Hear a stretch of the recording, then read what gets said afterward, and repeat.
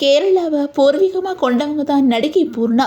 ஷாம்னா காசிம் அப்படிங்கிற தன்னோட பெயரை சினிமாவுக்காக பூர்ணா அப்படின்னு மாற்றிக்கிட்டாங்க. மலையாள படங்கள் மூலமாக திரைத்துறைக்கு அறிமுகமான இவங்க தெலுங்கு சினிமாவில் அடி எடுத்து வச்சாங்க. இதையடுத்து தமிழில் முனியாண்டி விலங்கில் 3ஆம் ஆண்டு படம் மூலமாக அறிமுகமானாங்க.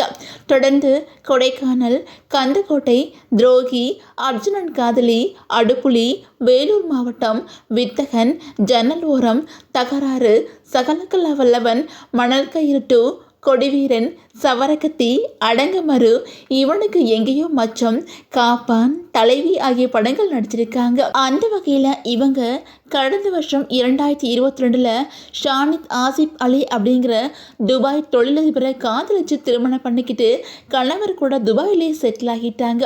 பெரிய தொழிலதிபரான பூர்ணாவோட கணவர் திருமணத்துக்கு அப்புறம் 2700 கிராம் தங்கம் மற்றும் வைர நகைகளை பரிசா கொடுத்திருக்காங்க.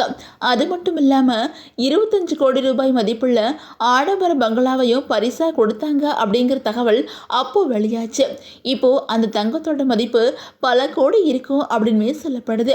இதையடுத்து பூர்ணாவுக்கு 2023 ஆண் குழந்தை பிறந்துச்சு.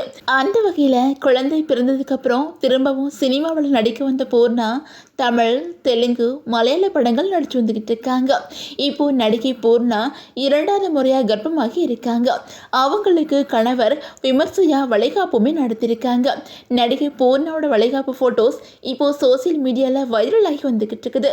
துபாய் தொழிலதிபரோட 2வது வாரிசை பூர்ணா சீக்கிரமா பெற்றெடுக்க இருக்காங்க. 2வது முறையா பூர்ணா கர்ப்பமாக இருக்கிறத பார்த்த ரசிகர்கள் அவங்களுக்கு சோசியல் மீடியாவில் தங்களோட வாழ்த்துக்கள் சொல்லி வந்துக்கிட்டு இருக்காங்க. பூர்ணா துபாயில் செட்டில் ஆனாலும் தொடர்ந்து படங்கள் நடித்து வந்துக்கிட்டு இருக்காங்க. ஷூட்டிங்காக அப்பப்போ அவங்க இந்தியா வந்து போகிறத வாடிக்கையாக வச்சிருக்கிறாங்க.